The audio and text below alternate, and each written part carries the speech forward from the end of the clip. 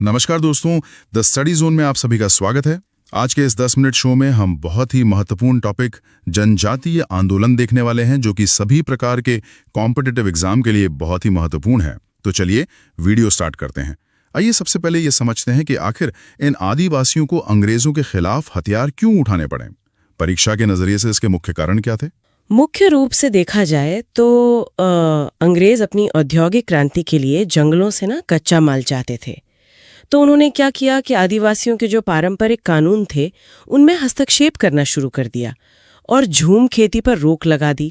अच्छा, झूम खेती यानी वो शिफ्टिंग कल्टीवेशन ना? हाँ बिल्कुल, शिफ्टिंग कल्टीवेशन। और इसके साथ ही उन्होंने जंगलों के इस्तेमाल पर भी काफी कड़े प्रतिबंध लगा दिए। मतलब जो लोग सदियों से शांति से जंगलों में रह रहे थे, उनके ही घर में घुसकर नए नियम थोप दिए गए। एकदम सही। और इसके अलावा ईसाई मिशनरियों का प्रभाव और दिक्कू लोगों का जो शोषण था वो भी इसका एक बहुत बड़ा कारण था। दिक्कू, ये दिक्कू वाला सवाल तो परीक्षा में अक्सर पूछा जाता है कि दिक्कू किसे कहते थे। हाँ, ये एग्जाम के नजरिए से बहुत इंपॉर्टेंट फैक्ट है। इसका उत्तर है बाहरी लोग, जैसे कि अंग्रेज अधिकारी हो गए या जमींदार, ठेकेदार और महाजन जो इन आदिवासियों का शोषण करते थे, उन्हें ही दिक्कू कहा जाता था। राइट। अब अगर बंगाल और बिहार के शुरुआती विद्रोहों की बात करें तो परीक्षा में अक्सर बंकिम चंद्र चटर्जी की किताब आनंद मठ का जिक्र आता है। इसका इन आंदोलनों से क्या संबंध है? ये एक बहुत ही महत्वपूर्ण एग्जाम फैक्ट है। आनंद मठ जो 1882 में आई थी, उसमें सन्यासी विद्रोह का उल्लेख है। ये विद्रोह 1763 से 1800 के बीच बंगाल और बिहार में हुआ था। ओहो, सन्यासी विद्रोह। पर इसका नेतृत्व किसने किया था? इसका नेतृत्व आदि शंकराचार्य के अनुयायी सन्यासियों ने किया था। तो सन्यासियों ने विद्रोह क्यों किया? मतलब उनका जंगलों या अंग्रेजों से क्या टकराव था? देखिए, इसका जो मुख्य कारण था वो हिंदू सन्यासियों की तीर्थ यात्रा पर अंग्रेजों द्वारा लगाया गया प्रतिबंध था। और बाद में गवर्नर जनरल वॉरेन हेस्टिंग्स ने इसे बहुत ही क्रूरता से दबाया था। अच्छा, वॉरेन हेस्टिंग्स ने इसे दबाया था। एक और शब्द परीक्षाओं में बहुत दिखता है, पाइक और पाइकान जमीन। ये किस आंदोलन से जुड़ा है? ये चुआर विद्रोह से जुड़ा है, जो 1769 से 1805 के बीच बंगाल के बांकुड़ा क्षेत्र में हुआ था, जिसे जंगल महल भी कहते हैं। जंगल महल क्षेत्र, राइट। तो ये पाइक लोग कौन थे? चुआर लोग दरअसल स्थानीय जमींदारों के यहाँ सिपाही का काम करते थे, जिन्हें पाइक कहा जाता था।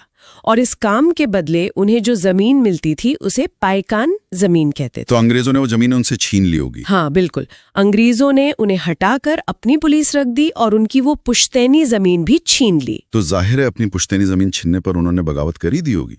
इसके प्रमुख नेता कौन थे एग्जाम पॉइंट ऑफ व्यू से? इसके प्रमुख नेता दुर्जन सिंह और रानी शिरोमणि थी। और उनका एक बहुत ही प्रसिद्ध नारा था जो अक्सर परीक्षा में पूछा जा सकता है। वो नारा क्या था? उनका नारा था, अपना गांव अपना राज, दूर भागो विदेशी राज। वाओ, अपना गांव अपना राज। अब आगे बढ़ते हैं। इतिहास में आदि विद्रोही का दर्जा किसे दिया गया है? ये सवाल कई बार कॉम्पिटिटिव एग्जाम्स में देखा गया है। आदि विद्रोही का दर्जा तिलका मांझी को प्राप्त है, जिन्होंने 1779 में पहाड़िया विद्रोह का नेतृत्व किया था। पहाड़िया विद्रोह 1779, ये किस क्षेत्र में फैला था? ये मुख्य रूप से बिहार, बंगाल और उड़ीसा के क्षेत्र में हुआ था। इन्होंने एक बहुत बड़ा काम किया था।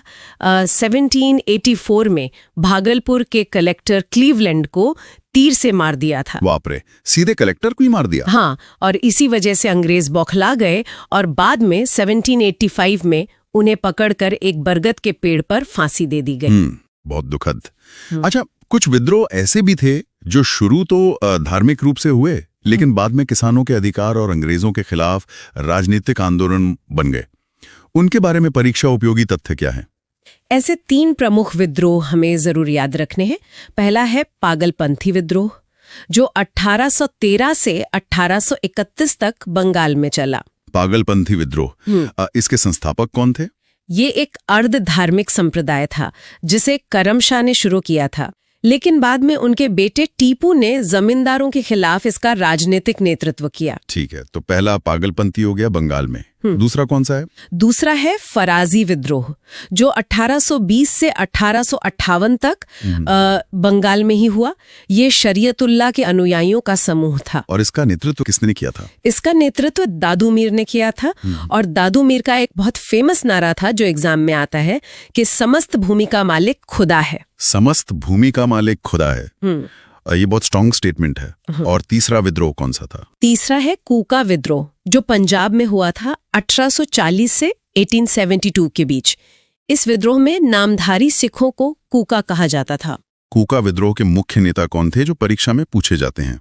इसके नेता भगत जवाहरमल थे, जिन्हें सियान साहब भी कहते थे। इसके अलावा बालक सिंह और राम सिंह भी प्रमुख नेता थे। राम सिंह को बाद में अंग्रेजों ने रंगून भेज दिया था। राम सिंह को रंगून भेजा गया, ये फैक्ट याद रखने वाला है। अच्छा, अब ओडिशा की तरफ चलते हैं। एक प्रथा का जिक्र बार बार आता है, मारिया प्रथा। इसका संबंध किस विद्रोह से है और ये क्यों हुआ था? मारिया दरअसल एक बलिदान की प्रथा थी जिसे अंग्रेज खत्म करना चाहते थे। इसके और जो नए टैक्सेस लगाए गए थे ना, उसके विरोध में ओडिशा में खूंड विद्रोह हुआ था। खूंड विद्रोह ओडिशा में हुआ 1837 से 1856 तक। परीक्षा के लिए इसके किस नेता का नाम हमें याद रखना है? इसके लिए आपको बस चक्र बिसोई का नाम याद रखना है। चक्र बिसोई ही इस विद्रोह के प्रमुख नेता थे। चक्र बिसोई रैंक्ड। और पूर्वोत्तर भारत के नॉर्थ ईस्ट में कौन सा प्रमुख विद्रोह हुआ था? सुना है वहां जबरन सड़क बनवाने को लेकर कोई बड़ा विवाद था। एकदम सही कहा आपने। वो खासी विद्रोह था जो 1830 से 1833 तक चला। ये मुख्य रूप से असम और पूर्वोत्तर के पहाड़ी क्षेत्रों में हुआ था। तो ये सड़क निर्माण वाला क्या मुद्दा था? मतलब आदिवासियों को क्या परेशानी थी? परेशानी ये थी कि अंग्रेजों ने स्थानीय लोगों को जबरन बेगार में लगा दिया था। मतलब बिना पैसे दिए जबरदस्ती सड़क निर्माण का काम करवाना, जिसके खिलाफ तीरथ सिंह के नेतृत्व में ये विद्रोह हुआ। तीरथ सिंह, ये नाम काफी इंपॉर्टेंट है। अब आते हैं उन आंदोलनों पर जिन्होंने अंग्रेजी हुकूमत की नींव पूरी तरह हिला दी थी, यानी झारखंड के क्षेत्र के महाविद्रोह। कोल विद्रोह के मुख्य तथ्य क्या हैं? कोल विद्रोह 1831 और 32 में छोटा नागपुर इलाके में हुआ, जो अब झारखंड में है। इसका मुख्य कारण बाहरी लोगों यानी दिक्कू द्वारा आदिवासियों की जमीनें छीना जाना था। और कोल विद्रोह के प्रमुख नेता कौन थे? इसके प्रमुख नेता थे बुद्धू भगत। बुद्धू भगत, ठीक है। और संथाल विद्रोह, इसे तो शायद जनजातीय इतिहास का सबसे उग्र विद्रोह माना जाता है। बिल्कुल, संथाल विद्रोह 1855 में हुआ था और ये मुख्य रूप से झारखंड के राजमहल और भागलपुर के बीच के दामिनी कोह क्षेत्र में हुआ था। दामिनी कोह क्षेत्र, ये एग्जाम में काफी पूछा जाता है। इसके नेता कौन थे? इसका नेतृत्व 4 भाइयों ने किया था, जिनमें सिद्धू और कान्हू का नाम सबसे ज्यादा पूछा जाता है। बाकी 2 भाई चांद और भैरव थे। इनका मुख्य मुद्दा क्या था अंग्रेजों से? इनका मुख्य मुद्दा साहूकारों का भारी शोषण था। आप यकीन नहीं करेंगे, साहूकार इन पर 50% से लेके 500% तक का भारी ब्याज लगाते थे। बाप रे, 500% ब्याज! ये तो सीधे सीधे पूरी तरह से लूट थी। हाँ, और इसी लूट के खिलाफ संथालों ने हथियार उठाए थे।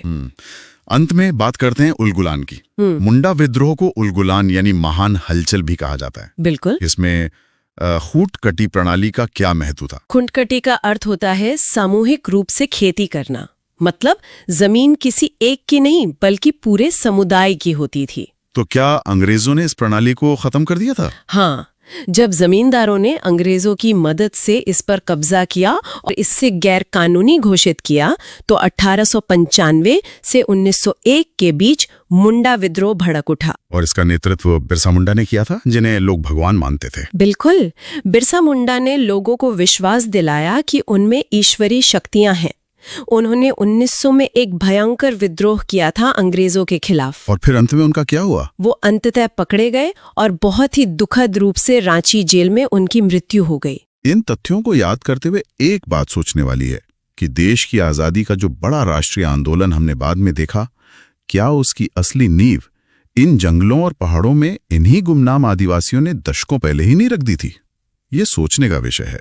तो दोस्तों, आज के इस वीडियो में हमने जनजातीय आंदोलन को विस्तार से समझा। अगर वीडियो आपको उपयोगी लगा हो तो लाइक जरूर करें, अपने दोस्तों के साथ शेयर करें और हमारे चैनल द स्टडी जोन को सब्सक्राइब करना ना भूलें। बहुत जल्द मिलते हैं इस सीरीज के अगले वीडियो के साथ। धन्यवाद।